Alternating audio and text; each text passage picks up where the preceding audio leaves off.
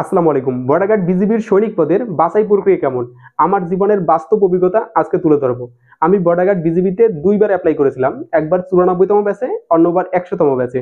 তো আমি first apply করেছিলাম ২০১৮ সালের ৯৪তম ব্যাচে। তখন বর্ডার গার্ড বিজিবি সম্পর্কে আমি তেমন কিছুই জানতাম না। ফলে অনেক ক্ষেত্রে অনেক মিস্টেক করেছি। তো সবকিছু আমি আপনাদের সঙ্গে শেয়ার করব। আশা করি ভিডিওটি সম্পূর্ণ দেখলে আপনি সেই মিস্টেকগুলো করবেন না এবং মাঠের বাছাই প্রক্রিয়া ভালো করতে পারবেন। তো আমি ফার্স্ট এপ্লাই করেছিলাম ২০১৮ সালে ৯৪তম ব্যাচে। তো আমি তখন ইন্টার পাস করে কেবল অনার্সে ভর্তি হয়েছি। তো তখনই ৯৪তম ব্যাচের সার্কুলারটা দিয়েছে। তো আমি আবেদন করে ফেললাম।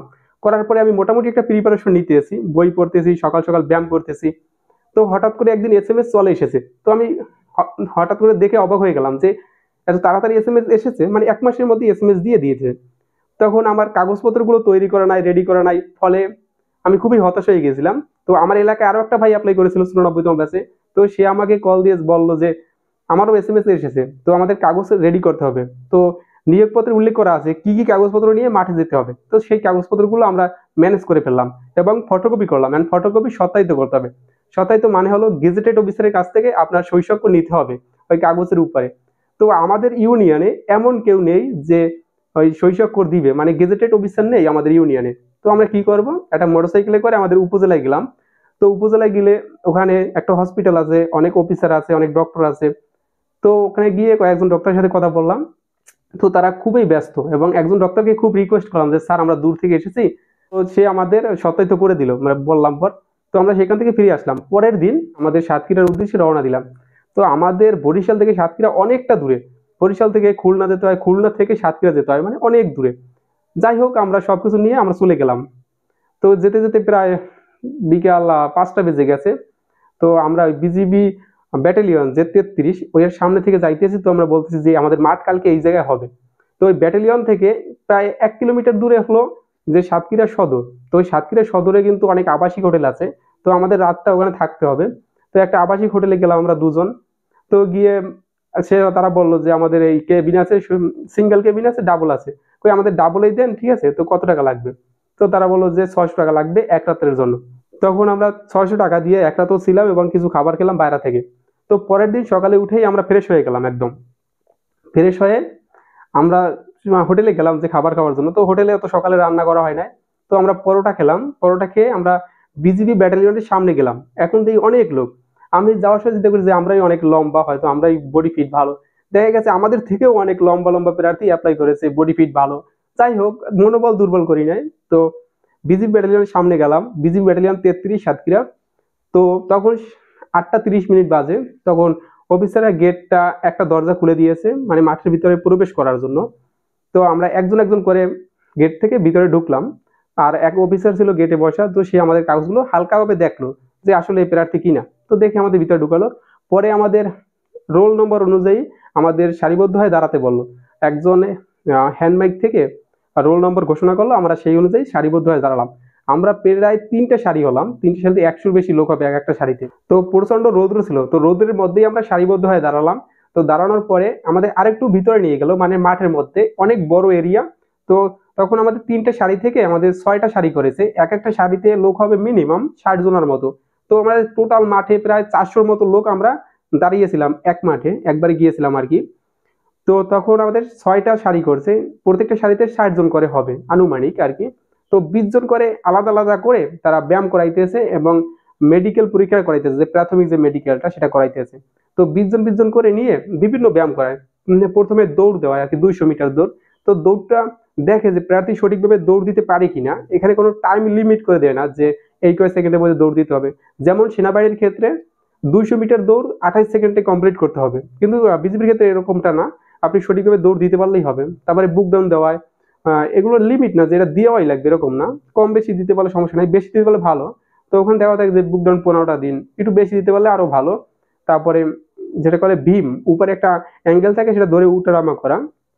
তো আমাদের সবথেকে বেশি যে ব্যায়ামটা করাইছে সেটা হচ্ছে উঠ বস মানে সিট আপ। তো সিট আপ আপনারা মনে করেন যে খুবই সহজ, বিষয় সহজ না। যদি আপনি একাধিকবার সিট আপ করেন প্রায় ৫০ থেকে ১০০ বার তাহলে বুঝবেন যে কতটা কঠিন এবং কতটা কষ্টের। আমাদের সবার গা থেকে একদম ঘাম বেরিয়ে গেছে একদম। মানে তারপরে আমাদের দুর্বল হয়ে পড়ছি। প্রায় আধা ঘন্টার মতো আমাদের একটানা এরকম ব্যায়াম করাইছে। তো দুর্বল হওয়ার পরে তো আমাদের ভিতরে একটা আলাদাভাবে একটা কক্ষে নিয়ে গেছে। তো কক্ষে নিয়ে আবারও উঠবস করাইছে, অনেক কিছু করাইছে, হাত দেখছে এবং উচ্চতা, বুকের মাপ আর ওজন, এই কয়েকটা বিষয় দেখছে। মানে সাধারণভাবে উচ্চতা দেখছে, বুকের মাপ দেখছে এবং ওজনটা দেখছে। তারপরে আমাদের দেখে আবার আরেক পাশ থেকে বের করে দিয়েছে। মানে তারা দেখছে এবং সেখান থেকে কয়েকজনের নাম লিস্ট করছে, মানে যারা পারফেক্ট আর কি ওজন, উচ্চতায়। আর বিজিবির ক্ষেত্রে উচ্চতায় একটু বেশি গুরুত্ব দেওয়া হয়। ওখানে লেখা থাকে 5 ফুট 6, আসলে 5 ফুট 6 না, একটু বেশি লাগে, তাহলে টেকা যায় মাঠে। তো যাই হোক, প্রাথমিক মেডিকেলে যাদের উচ্চতা একটু বেশি, ওজন ঠিক আছে, বুকের মাপ ঠিক আছে, তাদের নাম অফিসাররা আলাদাভাবে লিস্ট করে রেখেছে। এটা আমরা কেউই বুঝতে পারি নাই, শুধু অফিসাররাই জানে যে প্রাথমিক মেডিকেলে কারা টিকেছে। তো এরকম 20 জন করে ব্যায়াম করিয়েছে এবং প্রাথমিক মেডিকেল করিয়ে অন্য পাশ থেকে 20 জনকে বের করে দিয়েছে। এরকম সন্ধ্যা পর্যন্ত চলতে থাকে। আর একটা বিষয়, বিজিবির উচ্চতা মাপার স্কেল সাধারণ স্কেলের তুলনায় একটু লম্বা বেশি। আপনি যখন বাসায় বসে আপনার উচ্চতা মাপ দিবেন, আপনি যদি 5 ফুট 8 ইঞ্চি হন, বিজিবির স্কেলে হবেন 5 ফুট 7 ইঞ্চি, কারণ ওদের স্কেলটা একটু লম্বা বেশি। তাই আপনাদের যাদের উচ্চতা একটু বেশি, তাদের বিজিবিতে চাকরি হওয়ার সম্ভাবনা বেশি থাকে। তো এরকম 20 জন করে ব্যায়াম করিয়েছে এবং প্রাথমিক মেডিকেল করিয়ে অন্য পাশ থেকে 20 জনকে বের করে দিয়েছে। এরকম চলতে থাকে সন্ধ্যা পর্যন্ত। তো সন্ধ্যার পরে আমাদের রেজাল্ট দিবে। তখন বাজে 7টা, 7:30টার মতো সন্ধ্যা। তখন আমাদের মাঠের এক সাইডে নিয়ে গেছে, সবাইকে বসতে বললো যে সবাই বসো, এখন তোমাদের প্রাথমিক মেডিকেলের রেজাল্ট দিব। তো তখন এক অফিসার বললো যে তোমরা কেউ মন খারাপ করবে না, যদি তোমরা মেডিকেলে বাদ পড়ো, আর সবার চাকরি হবে না এটা ঠিক, পরবর্তীতে আবার তোমরা ট্রাই করবা, যারা বাদ পড়বা মন খারাপ করবা না, আমরা প্রাথমিক মেডিকেলে ফলাফল ঘোষণা করবো। তারপরে প্রাথমিক মেডিকেলে ফলাফল ঘোষণা করলো, নাম বললো এবং রোল নম্বর বললো। তারা আলাদা হয়ে গেলাম। তো আমি তখন প্রাথমিক মেডিকেলে টিকে গিয়েছিলাম। আর প্রায় আমরা 400 লোক দাঁড়িয়েছিলাম, ফার্স্টেই 300 মানুষ বাদ পড়ে গেল একদম প্রাথমিক মেডিকেলে। বাকি ছিলাম প্রায় আমরা 100-র মতো। তো আমাদের বললো পরবর্তী দিন তোমাদের লিখিত পরীক্ষা হবে। তাই আমাদের সবাইকে এডমিট কার্ড দিল, অফিসাররা সবাইকে একটা একটা এডমিট কার্ড দিল যে তোমরা প্রিপারেশন নিয়ে আসো, পরের দিন হবে লিখিত পরীক্ষা। তো প্রথম দিন হলো প্রাথমিক মেডিকেল, তারপরের দিন হবে লিখিত পরীক্ষা। তো আমরা তারপরে সবাই বের হয়ে আবার ওই হোটেলে চলে গেলাম। তো পরবর্তী দিন লিখিত পরীক্ষার জন্য প্রিপারেশন নিয়ে আসলাম। তো আমাদের লিখিত পরীক্ষা হয়েছিল 80 নম্বরের, আর 20 নম্বর হয়েছিল ভাইভা পরীক্ষা। তো 80 মার্কের মধ্যে বাংলা, ইংরেজি, গণিত, সাধারণ জ্ঞান, বিজিবি সম্পর্কিত প্রশ্ন। আর একটা গুরুত্বপূর্ণ বিষয় লিখিত পরীক্ষার ক্ষেত্রে, আপনি যা পারেন তাই লিখবেন, অন্যটা দেখে লিখবেন না, কারণ এটা অফিসাররা একদম পছন্দ করে না। আপনি যদি অন্যটা দেখে লেখেন আর অফিসারদের নজরে বিষয়টা যায়, আপনার রোল নম্বর তারা কিন্তু লিস্ট করে ফেলবে, আপনার রেজাল্ট আসবে না। আর এই যে অন্যটা দেখে লেখা, এটা অফিসাররা একদম পছন্দ করে না, এটা চুরি টাইপের কাজ। আর চুরি টাইপের কাজ, চোর টাইপের লোক, এই কিন্তু ডিফেন্সে একদম অ্যালাউ করে না। তাই আপনি যা পারেন তাই লিখবেন।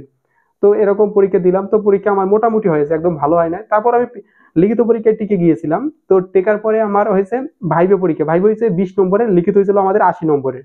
তারপরে ভাইভা পরীক্ষা। ভাইভা পরীক্ষা জিজ্ঞেস করছে তোমার নাম কি, কোন জায়গা থেকে এসেছো, তুমি কেন যোগদান করতে চাও, এটা তোমাদের বাবা মার কি তোমার মত আছে তুমি যে যোগদান করবা, এই টাইপের কিছু প্রশ্ন আমাকে জিজ্ঞেস করেছিল।